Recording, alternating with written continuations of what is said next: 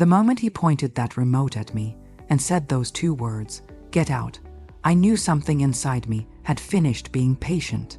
I had spent 69 years learning how to be gentle, how to keep the peace, how to make myself smaller so others could feel larger.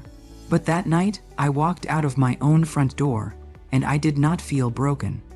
I felt something I had not felt in 4 years. I felt clear. What happened next is something I want every woman watching this to hear, because what I did was not dramatic.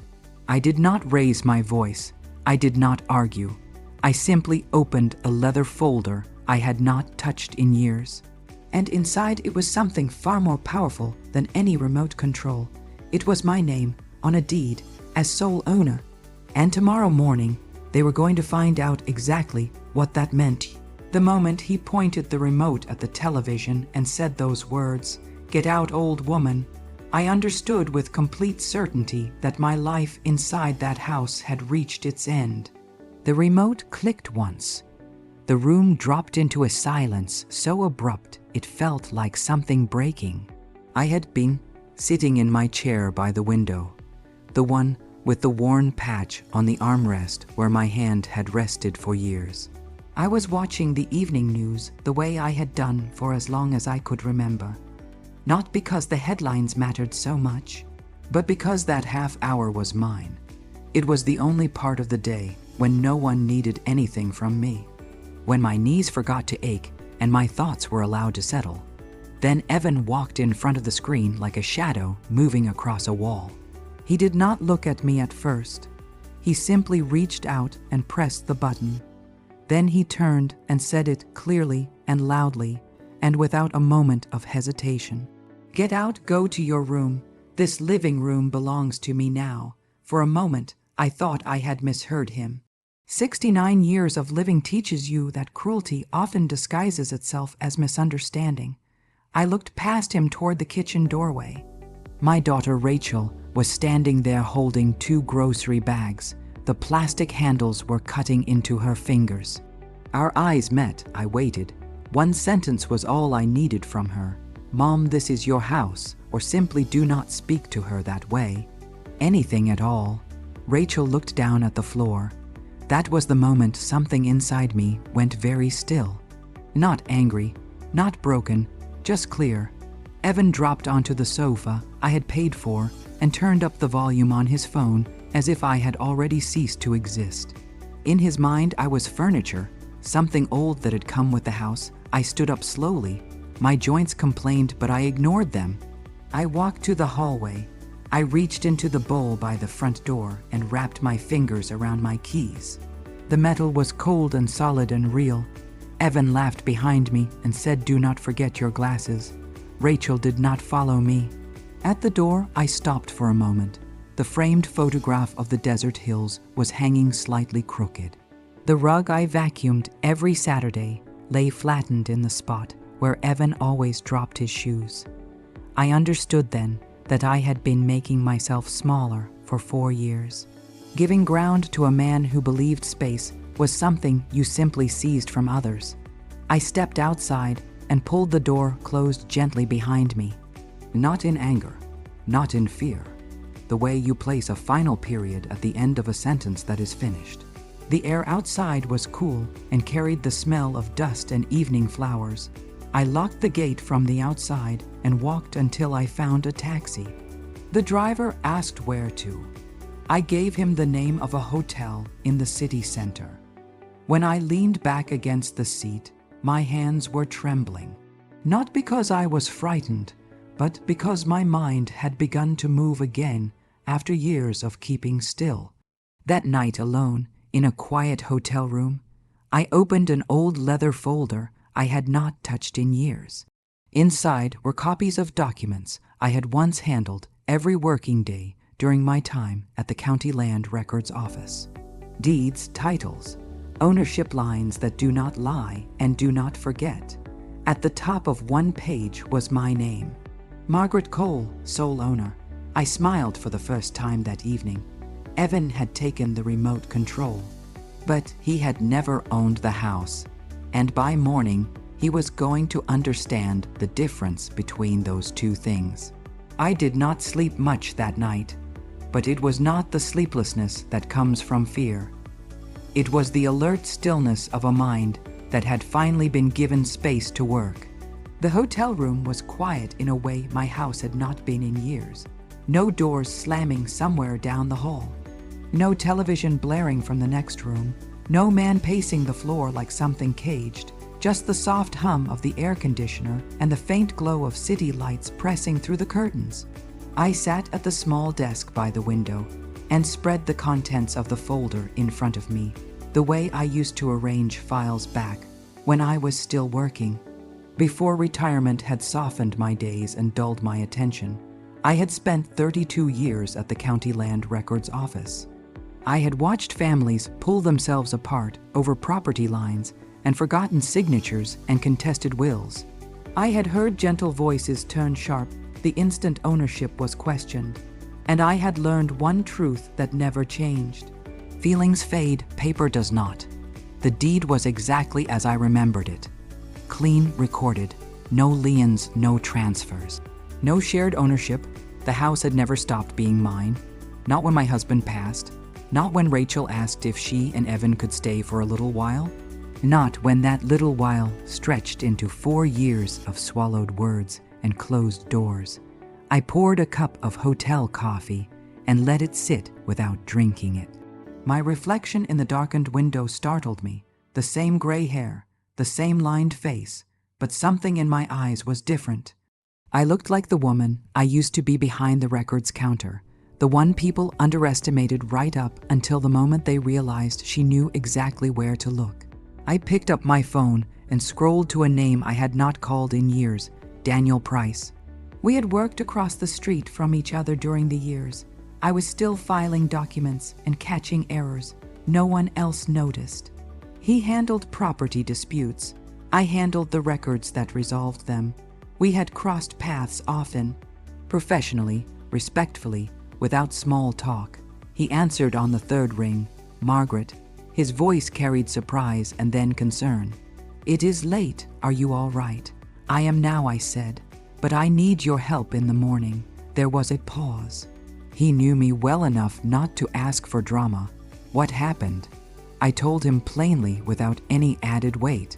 My son-in-law ordered me out of my own living room. My daughter said nothing. I left. They have been living in my house for 4 years without a lease. I want them removed through proper legal process. Another pause. Longer this time. "The house is still in your name," he asked. "Sole owner," I replied. "Then you are not asking for permission," he said. "You are asking for procedure." "Exactly." He exhaled once, slow and deliberate. "Then listen carefully. They are not tenants. They are occupants by consent. That consent can be withdrawn. We will prepare a notice. It must be served correctly. No shouting, no confrontation. Just paper." I closed my eyes for a moment and felt something settle into place. "Tomorrow," I said. "Tomorrow," he confirmed. "My associate will deliver it. You do not need to be present." "Good." Before we ended the call, he added quietly, "You know this will change things with your daughter." "I know," I said, "but things have already changed." I simply stopped pretending they had not. When the call ended, I finally drank the coffee. It was bitter but grounding. I lay down on the bed, fully dressed, and slept deeply. The way a person sleeps when they have finally set down a weight they have been carrying too long. Outside the city continued without me. Inside that quiet room, a decision had been made. And by morning, the house I had been told to leave would receive a visitor who came not out of courtesy, but out of law. The consequences arrived quickly. By the time I reached the hotel, my phone had already started vibrating again. Not with anger this time, with something thinner and more fragile. Fear moves fast when there is no longer anywhere to hide it. Daniel called first. His tone was measured. Evan contacted his employer during the meeting. He was agitated. He copied people into messages he should not have. There will be professional consequences for him. I closed my eyes for a moment.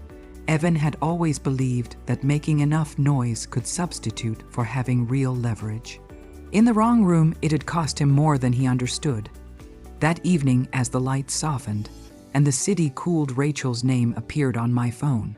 I answered. I did not get into the car, she said immediately. Her voice was flat and drained. He was shouting in the parking lot, telling me I owed him my loyalty. I just walked away from him. Good, I said. Where are you now? I am sitting on a bench somewhere. I do not know where to go next. You know how to work, I said. You know how to breathe. Start with those two things. She was quiet for a moment. Then she asked the question I had been waiting to hear. If I leave him, will you still be my mother? I felt the weight of it settle in my chest, not as pain as gravity. I will always be your mother, I said, but I will never again become your shelter from consequences that are not mine to carry. She exhaled. A long and shaking breath. He says you destroyed our family. No, Rachel. I stopped paying for the lie. That is not destruction. That is truth. That night she slept on a friend's sofa. The following morning she signed a short-term lease on a small studio apartment near her workplace. It had thin walls and a window that faced a brick wall, but it was hers. She opened her own bank account. She closed the shared credit line. She did not give Evan her new address. A week later she called again. Her voice had changed, clearer, lighter. I met with a solicitor, she said. I am filing for divorce. I said nothing for a moment, letting the words rest between us. Then I said, I am proud of you. She laughed softly, a sound edged with disbelief. I keep thinking that if you had turned the internet back on, if you had restored the card, I would have gone back. I would have apologized. I would still be living inside that situation. I know, I said. That is precisely why I did not. We talked for a long time that night, not about Evan, but about her work and her fears and the strange relief of paying her own rent, about learning what groceries actually cost when no one is stepping in to rescue you. When we said goodnight, I sat on the edge of the bed and understood something with complete certainty. My daughter had never needed saving. She had needed a door, and by closing one, I had finally shown her how to open another. Day 30 arrived without ceremony. I did not wake with dread or anticipation.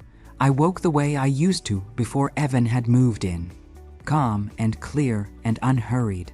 I made coffee in the hotel room and stood by the window and watched the city pull itself awake. Today was not about confrontation. It was about completion. Daniel had been firm with me. Let the paperwork finish the work, he had said. Let the house settle before you walk back into it. So I drove west until the buildings thinned and the road opened into pale desert light. I sat in a small, quiet cafe and ordered toast and eggs and read without turning pages too quickly. My phone buzzed occasionally, but I did not hurry toward it. At 9:47, a message arrived. They are loading the truck. At 10:12, keys to be handed over shortly.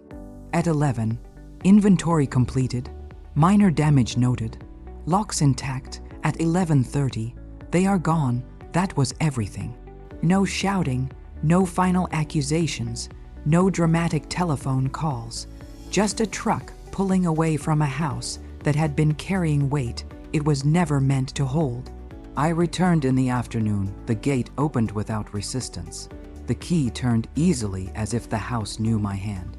Inside, the air was stale and heavy, with the residue of voices that had filled the rooms too loudly for too long.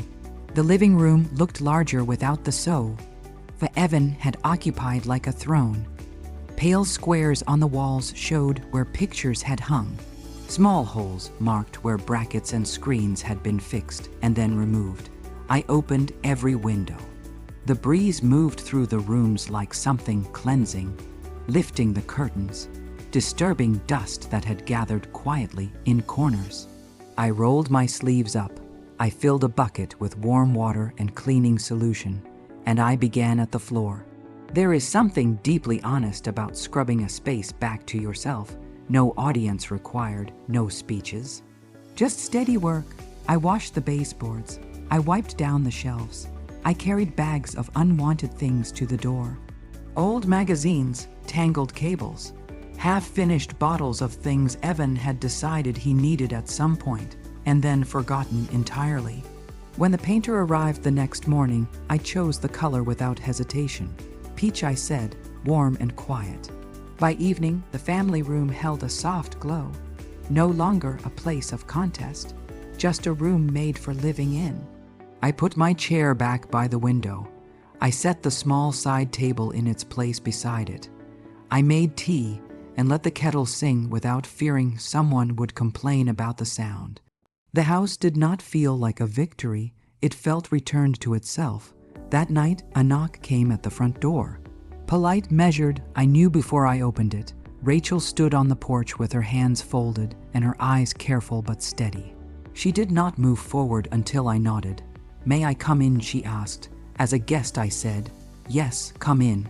She moved through the rooms, slowly taking in the peach walls, and the quiet and the absence of the tension she had lived inside. For so long, she had mistaken it for ordinary. She exhaled as if she had been holding her breath for years. "It feels different," she said. "It is different," I replied. We sat at the table with 2 cups between us, no accusations, no apologies demanded, just the present moment. The house was no longer something to be fought over. It was finally home. The quiet that followed surprised me. Not the hollow kind of quiet, not the aching kind, but the steady quiet of a place that no longer needs to brace itself for what comes next. In the morning's light moved across the peach walls slowly and without interruption. I made coffee without checking my phone first. I watched the news with the volume exactly where I wanted it. No footsteps rushed down the hall. No one reached for a remote that did not belong to them. A week later, I hosted my first Wednesday afternoon tea. It was not planned as anything significant, just an open invitation to a few women from the neighborhood, friends of friends, mostly widows or retirees who had lived long enough to feel that something was wrong somewhere in their lives, but were not always certain what it was. They came with careful smiles and quiet worries. We sat at the dining table with cups and plates of cooling pie between us. The questions arrived softly at first. "My son wants me to add his name to the deed. My daughter says it would be easier if she managed my accounts. They say it is only temporary." I listened more than I spoke. Then I took a folder from the sideboard and laid it open on the table. "Ownership is not love," I said. "Love does not ask for your signature. If you want to leave something behind one day, you write a will. While you're alive, the house stays yours. Your money stays yours. Your voice stays yours." They leaned forward. Pens appeared, shoulders straightened. Rachel came later that same evening. She knocked lightly and waited to be invited in. She no longer carried keys to this house. She no longer needed them. She told me about her apartment, small and imperfect, but paid for with her own income, about learning to budget for herself, about the strange feeling of not being rescued, and how that feeling had slowly turned into something that resembled strength. She did not ask to stay. She did not ask for anything to be fixed. She asked for tea. That was the moment I knew she would find her way. When she left, I stood alone in the family room and picked up the remote control. It was just plastic and a few buttons. Nothing powerful about it at all. I turned the volume up one small notch, then stopped. Enough. That word had changed its meaning for me. It no longer meant endurance. It meant clarity. Here is what I learned, and what I want anyone listening to understand. Love without limits becomes something else over time. It becomes exploitation. Silence in the face of disrespect is not peace. It is permission, and saying no at the right moment does not destroy families. It reveals them. It shows you clearly who is present and who was only ever there because the price was right. Ownership is not simply about deeds and keys.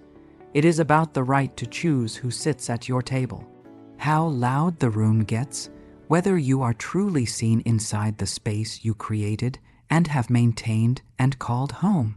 That night, I turned off the television, not because someone instructed me to, but because I was ready for the quiet. The house breathed softly around me. For the first time in years, I was not staying somewhere. I was home. I want to close this story with the one thing I had to learn the hard way. Love does not mean disappearing inside your own life. Family does not mean absorbing disrespect in silence year after year.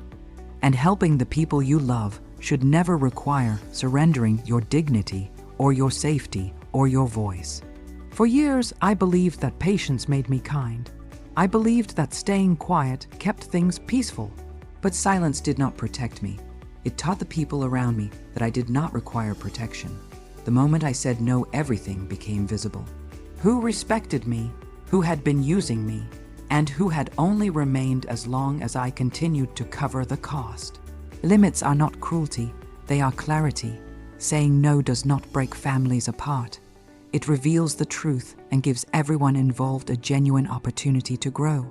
If you are listening to this and you feel small inside your own home, please hear me. You are allowed to take your space back. You are allowed to choose peace. And you are never asking for too much when you ask simply to be seen in the place you built.